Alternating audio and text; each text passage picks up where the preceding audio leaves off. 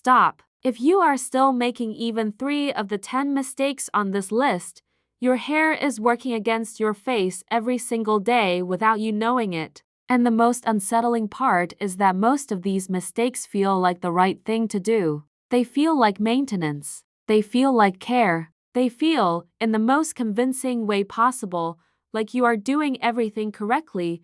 That is the nature of hair mistakes after 60. They do not look like mistakes. They look like habits. They look like routines. They look like the reasonable choices a sensible woman makes about her hair. And while they are looking like all of those things, they are quietly making the face look older, the hair look thinner, and the overall appearance look more dated than anything about you actually is.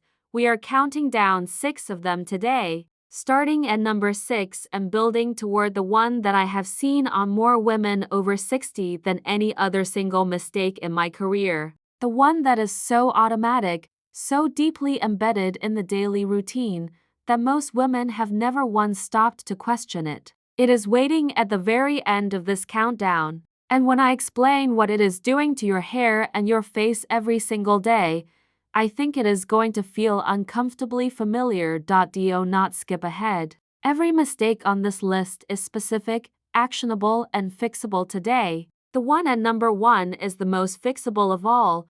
Before we start, I want to say something clearly. None of these mistakes make you vain for fixing them. None of them are about chasing youth or pretending time has not passed. They are about understanding what your hair needs at this specific stage of life and giving it that instead of what worked 20 years ago on a completely different set of circumstances. Your hair after 60 has different texture, different density, different porosity, and different relationships with moisture, color, and heat than the hair you had at 40. The mistakes on this list almost all come from the same source, continuing to do what worked before without asking whether it still works now. Let us count down. Number 6. Relying on the same part for decades. A part is not a permanent feature. It is a choice. And it is a choice that many women over 60 made somewhere in their 20s or 30s and have not revisited since. Despite the fact that the face it is framing has changed significantly in the intervening decades, here is what happens to a part over time. The hair on either side of a long-established part gradually becomes trained to fall in that direction. The roots on one side flatten against the scalp permanently because they always dry in that position. Volume on the crown is lost because the hair grows outward rather than upward from a fixed point. And the face framing that worked when the face had more structure and higher natural volume begins to emphasize changes in the face rather than working against them, moving apart by even an inch creates entirely different root lift on both sides. It breaks the trained flatness. It introduces volume at the crown from a new angle. And it changes the way the hair frames the face in a way that often reads as dramatically younger without any other change to the length, color, or style.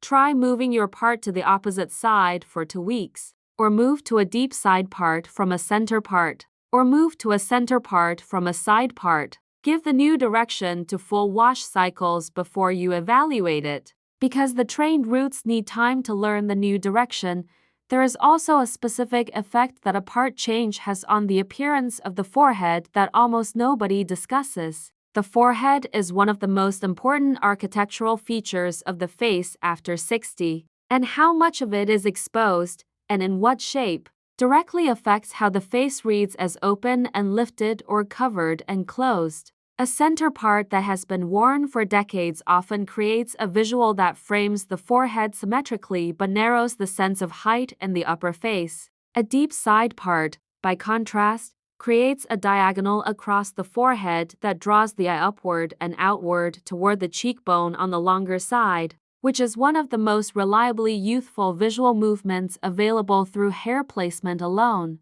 It costs nothing. It requires no new products or tools. It is simply a matter of where the comb travels. Number 5. Towel drying too aggressively. Every strand of fine aging hair is at its structurally weakest point when it is wet. The hydrogen bonds that give hair its tensile strength are temporarily broken by water. The cuticle is fully open. The strand is stretched and pliable in a way that makes it extremely vulnerable to mechanical force. A terry cloth towel applied with vigorous rubbing to wet fine aging hair creates thousands of friction points simultaneously. The looped surface of the towel catches the open cuticle scales and drags them in multiple directions at once. Strands that could survive gentle handling snap. The cuticle surface that could have dried smooth dries rough and raised. The frizz that results is not a moisture issue. It is a structural issue created in the first 60 seconds after the shower. Replace the terry cloth with a microfiber towel or a smooth cotton t-shirt. Press the water out gently from root toward end rather than rubbing. Leave the hair partially damp rather than squeezing until nothing comes out. These 3 changes cost nothing and are visible in the texture of the hair within the first wash. There is a related mistake that compounds the towel problem. Many women immediately reach for a brush to detangle wet hair after removing the towel. Wet fine aging hair is at maximum vulnerability, and a brush applied at this moment creates cumulative breakage that makes already fine hair look thinner year by year. Wait until the hair is at least 80% dry before introducing a brush. In the damp interim, use only your fingers or a wide tooth comb. Number 4. Applying volumizing product to dry hair. I've learned that aging gracefully is about confidence. It's embracing who you are right now. And find just a little more volume here. Promises lift. The hair is there right we go, there. much better. You apply the product. The hair briefly looks better. By noon, it is flat again. You apply more product. Taking time for myself this morning. Here is what is actually happening. My hair is looking lovely. Products work by temporarily coating just the hair a little shaft more. with ingredients that swell the strand slightly, create separation, almost and add dry grip. now. On clean, freshly washed just a hair bit more applied on the sides. before drying. These ingredients can genuinely change Looks how good. the hair behaves during styling just a little because tidy they up, are please. incorporated of course, into the just hair relax structure for me. as it sets on dry hair How does that that has look? been styled for several hours. These products are being added on top of a structure that is already set. They cannot penetrate or alter the set shape. They sit on the surface. They add weight. And as the day goes on, the accumulated weight of repeated applications presses the hair downward rather than lifting it. The product that was supposed to add volume is generating the flatness you are trying to fix. Apply volumizing products only to damp hair before drying. Use the minimum amount. Concentrated at the root zone where it needs to create lift rather than distributing it through the lengths where it will only add weight. Number 3. Ignoring the nape and the back of the head is the area women see least and style least. It is also the area that every other person in your life sees most. When you walk into a room, when you sit across a restaurant table, when you are photographed from any angle other than straight on, the back of your hair is part of the impression you make. Fine aging hair tends to flatten most severely at the nape and the back of the crown. These areas lose their natural volume earliest because they receive the most compression during sleep and are styled least thoroughly during morning routines. The result is often a front and top that are reasonably styled and a back that has collapsed flat against the scalp, creating a silhouette that reads as thinner and less vital than the front would suggest. When blow drying, section the back of the head and dry it upward from below before touching the front. Use a mirror to see what is actually happening there. And when you finish styling, check the back view before you leave the bathroom. Not because it needs to be perfect, but because it needs to be intentional. Number 2. Choosing the wrong brush for the wrong purpose. Women generally own one brush and use it for everything. Detangling, volumizing, smoothing, finishing. The same brush for every step and every purpose. And for most of the steps in a typical hair routine, the brush being used is almost certainly the wrong one. Detangling. Wet or damp fine hair requires a wide tooth comb or a specifically designed detangling brush with flexible bristles that move with the hair rather than through it. A paddle brush or a round brush on damp fine hair creates the tension and friction that causes cumulative breakage at the lengths and ends over hundreds of mornings. Volumizing during blow drying requires a round brush where the barrel size determines the amount of bend and lift created. A barrel to small creates curl. A barrel to large creates minimal bend and minimal lift. For fine aging hair that needs root volume without dramatic curl, a round brush with a barrel between 1.5 and 2 inches is almost always the right choice. Smoothing and finishing. Dry hair requires a natural bristle brush that redistributes the hair's natural oils from the scalp through the lengths without creating static. A synthetic bristle brush on dry fine hair generates static that causes flyaways and disrupts the smooth surface you are trying to create.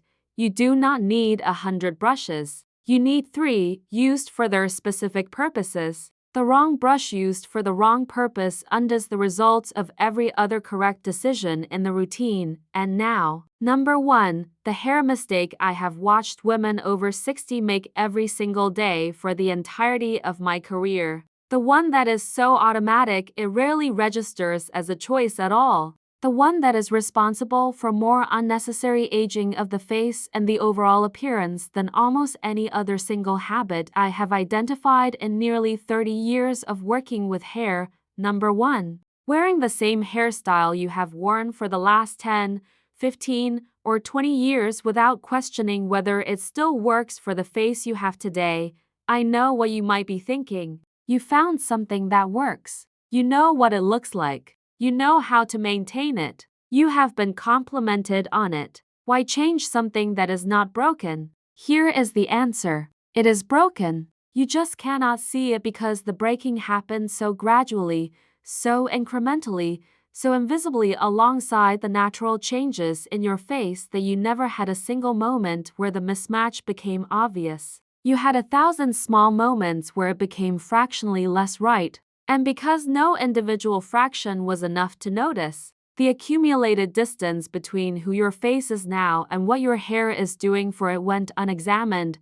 A hairstyle chosen at 45 was chosen for a face at 45. The brow line was different. The cheekbone placement was different. The jaw definition was different. The amount of natural volume in the face itself was different. The colors in the skin were different. Every element of the face that a hairstyle is supposed to work with was different in ways that were small per year and significant per decade. The style that framed that face correctly does not necessarily frame this face correctly, not because this face is less, but because this face is different. The style needs to be revisited, not necessarily changed dramatically, not necessarily replaced with something trendy or unfamiliar, but looked at with clear eyes by a skilled stylist who understands fine aging hair and asked directly, is this still serving this face, or is it serving a memory of this face? Let me tell you about Frances. She was 66 when she came in.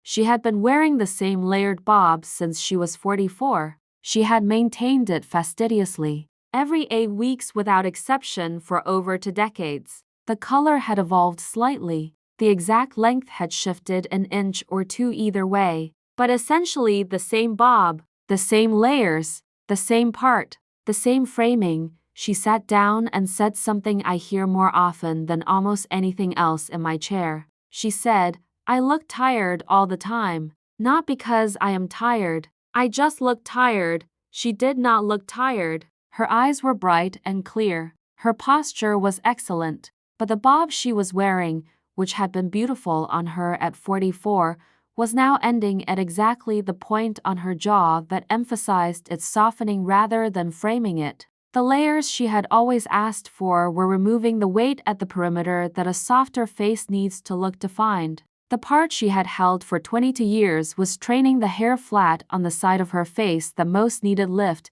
Nothing was broken in isolation, but everything was working against her together. We made 3 changes. We moved the length down by 1.5 inches so it fell below the jaw rather than at it. We removed the internal layers and kept the weight at the perimeter instead. We moved the part by 2 inches. The style was still a bob, still recognizable as her. But now it was a bob designed for the face she had today rather than the face she had in 2004. She looked at herself for a long time. Then she said, "I look awake." That is what a hairstyle updated for your current face does. It does not make you look younger exactly. It makes you look like yourself, fully present, fully there. Not a woman maintaining a style from a decade ago, but a woman whose hair is actively working with everything she is right now. Here is what I want you to do this week. Find a photograph of yourself from when you first established your current hairstyle. Place it beside a recent photograph. Look at both, not at the hair, at the face, the brow, the cheek, the jaw, the forehead. Notice what is different. Then ask yourself honestly whether the hair you are wearing today was designed for the face in the recent photograph or the face in the old one. If it was designed for the old one, it is time for a conversation, not a dramatic change. A conversation with a stylist who can look at your face today and ask what this face needs now. There is a version of this conversation that many women have never had because the salons they go to are designed around maintenance rather than assessment. You sit down. The stylist asks what you want done. You say the same thing you always say. They do the same thing they always do. You leave looking the same way you always look. And the slow accumulation of mismatch between the style and the face continues invisibly. The conversation you actually need sounds different. It starts before the stylist picks up the scissors. It starts with you showing them a photograph of your face now and asking, "Given this face, given these features, given the changes I have been through in the last 10 years, is what I have been wearing the best choice?" Not whether they can do what they always do, whether what they always do is still the right thing. A stylist who responds with genuine engagement, who looks at your face in good light before making any decisions, who asks about how you wear your hair day to day, and who has opinions and reasons rather than simply a willingness to comply, is a stylist worth your chair and your money. A stylist who immediately begins the familiar motions without engaging the question is telling you something important about how much of their attention your hair is actually getting. Your hair is the frame around everything. The most important thing a frame can do is fit what it is framing. If the face has changed and the frame has not, the frame is working against the face regardless of how beautiful it is in isolation. If this video changed the way you think about even one habit on this list, subscribe to 60 and Radiant right now because next week we are going into the salon and covering the 5 questions that instantly reveal whether your stylist actually understands aging hair or whether they are about to give you the same appointment they always give you, regardless of what your face actually needs today. Leave me a comment and tell me which of these 6 mistakes you recognized in your own routine. I read every one, and I will see you in the very next one.